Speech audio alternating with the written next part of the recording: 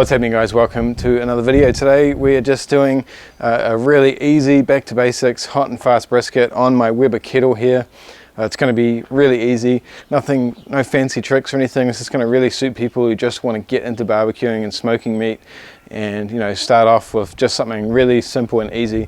And it is actually quite basic to get a epic brisket in a short amount of time if you just follow some simple steps and have a little bit of patience. Don't rush through it. So today's cook's going to be about 5, maybe 6 hours, but you just kind of roll with the punches and yeah, cook some mean meat. We'll get into it. So first I'm going to fire up the barbecue, get the coals hot and get the barbecue up to temperature, and then we'll go inside, show you the brisket we're working with, trim it up a little bit, put some rub on it and get cooking. I'm just using these Kingsford original charcoal briquettes.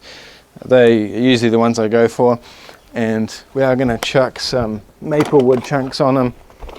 You don't have to do this, you can find your own wood. These bags I just got from Bunnings, I think, and you can get different flavors and all sorts of crazy stuff. So, but yeah, this is going to be our fire.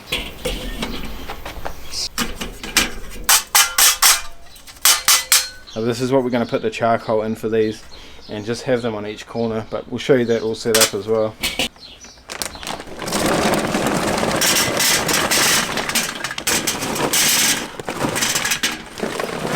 So you just fill up, not right to the top, but the baskets, I usually just go for about that. And then I also use these little Lucifer fire lighters.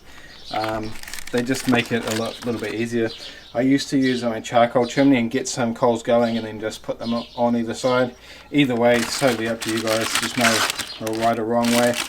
But these just are real easy just to get it going. I usually just find a little bit of a hole to chuck that in there, like so. Just on the side.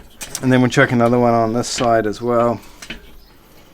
You want them on the side and it'll kind of burn around, but we're going for pretty hot, so it's going to be mostly vents open for most of this. And chuck a few coals over the top of those. And then the last thing we're going to do is put a water pan in here and heat the water up as well, so we're not trying to heat cold water up on a hot barbecue. We'll just get it going now and it's easy. So I've run out of the big water pans. I usually use ones that are like double this size, but these are just tin foil, roasting dishes or whatever. So we're just going to chuck these in and fill them up with water.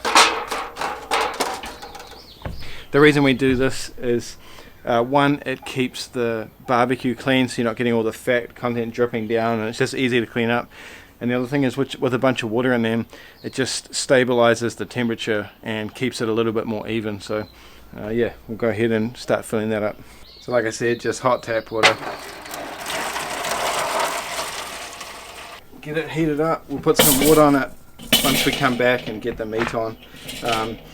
This grill does have the doors, so you can open it up if you need to add more coals, which is really handy. Some don't have that. So for 5-hour hot and fast briskets like this, I usually just leave both vents fully open, with that kind of amount of coals in those little baskets.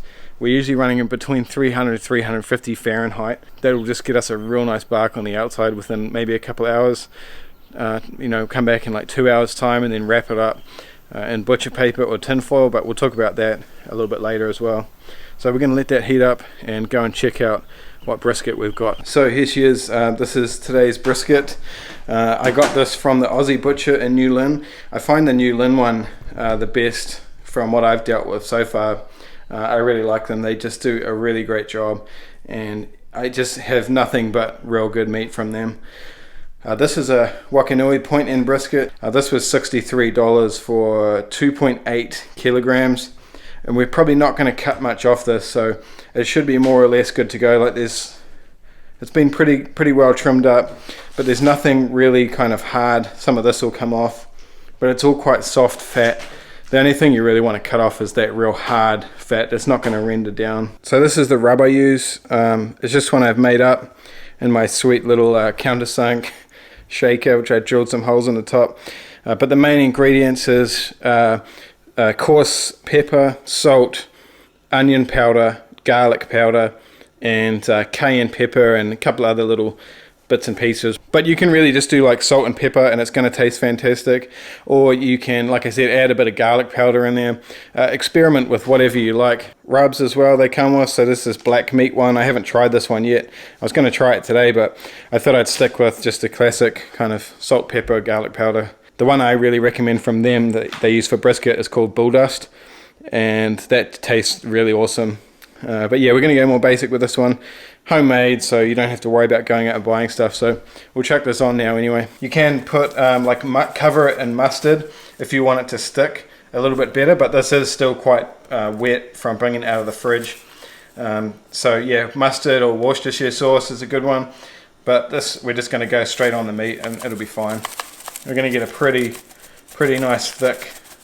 I really like my. We're going to get a pretty thick rub going on here. I really like the bark to have heaps and heaps of flavour, but it's just my personal preference. You guys can sort of go with whatever you feel.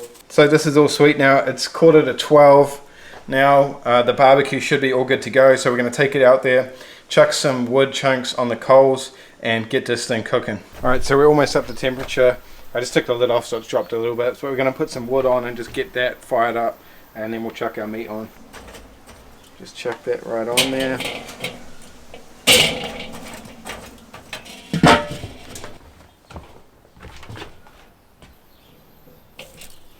A lot of guys will talk about fat side up or fat side down or whatever. I've done both, and on this barbecue anyway, haven't really found a huge difference, but you know, like I said, I'm not a professional. This is just the way I do it. So there's more fat on the underside. We'll see how it goes, but time now is about 10 to 12, so we should be done with this by about 5 o'clock. But yeah, let's get it back up to temp, chuck the lid on, and then we'll come back in about an hour or so and show you guys what it's looking like. Alright guys, so it's been about an hour and a half. I just finished watching up that My Octopus Teacher on Netflix documentary. It was pretty cool actually. I suggest watching it. So yeah, it's been about an hour and a half. Our kettle's been sitting pretty stable at about 300, like 325 to 350 Fahrenheit. And yeah, let's just take the lid off and have a look. Oh, she's looking good. Let me bring it out to the sun a little bit so you can see. There we go.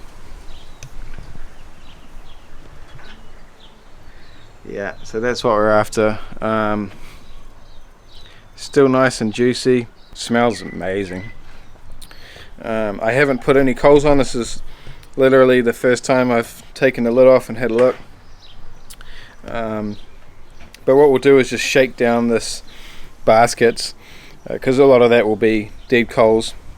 So we'll shake that down and add some more coals, maybe another hunk of wood. Those wood chunks are pretty nice and burned out. But yeah, as you can see, she's looking really good. One thing with the hot and fast method is they tend to swell up a lot faster when you put them in a hotter temperature. I'm going to leave it. If she was looking a little bit drier than that, I'd probably spritz it with, usually I just use like 50-50 apple cider vinegar and apple juice. You can use water or anything else you like. Just the sugar in the apple juice tends to caramelize the outside a little bit, but it doesn't make a huge difference to the flavor or anything like that. It's just really to keep it moist. So yeah, I'll chuck this on the tripod and we'll carry on. Yeah, so we're looking 143. That's 160 over there, so quite a bit hotter. So yeah, I'm going to leave it on. We'll shake these down, put a few more coals on and get the lid back on, leave it for like another hour maybe, and then we'll wrap it up. There we have it, so we'll leave that on, and again, just to recap, the vents, both bottom vents and top vents have been open the entire time, and we're running about 325 to 350 Fahrenheit. With low and slow barbecues, you're looking more like around 200, 225, something like that. But yeah, we're just looking to get it out ready for dinner all in one day without having to wake up real early in the morning. Ooh, look at that. So we're ready to wrap it now. I'm just going to probe it to check the temperature again. It's already feeling really soft as well. It's pretty much pushed straight through that store. 173, 170, 180 up there. We've lost a little bit of that bark from juices on the top there, but that's fine. So we're going to take it off now and wrap it up. And it just smells so good. And it's hot. So yeah, I'm going to wrap it over twice and just keep it real tight.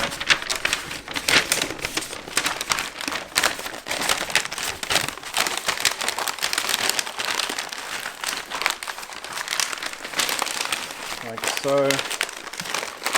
And then just go over one more time. Like that. And yeah, just keep it in nice and tight. And then we'll go ahead and chuck that back on the barbecue.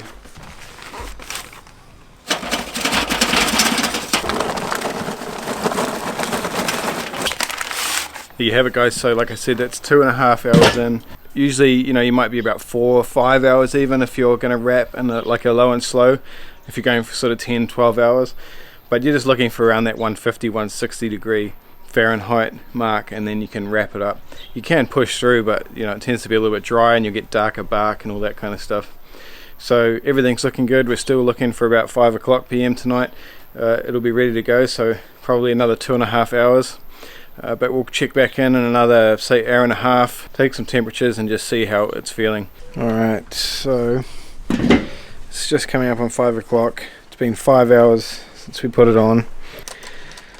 Temporize 208, 209, 210.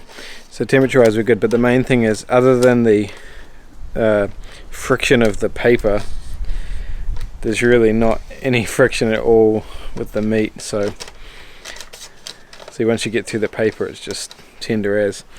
So that's done for sure. I'm going to take it off and rest it in a chili bin I have, and we'll rest it for about an hour and then we'll be good to go. Yum. It's been resting in a chili bin for about an hour now. Just covered it up with tin foil and a tea towel, and it's still super hot, so I'm going to cut it up now. Beautiful. Nice jiggle. You want to cut against the grain. Just cut it, yeah.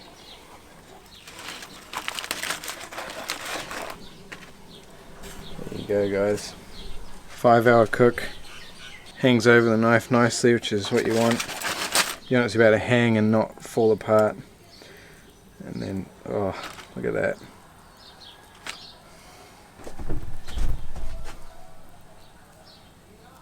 Beautiful. Taste test. Nice thick bark. Look at that. Juicy as. So good. So that's pretty much it, guys. Now we're just going to put it on burgers. I got my gas barbecue going to toast some brioche buns, brisket burgers for dinner. Thanks for watching, guys. See you in the next one.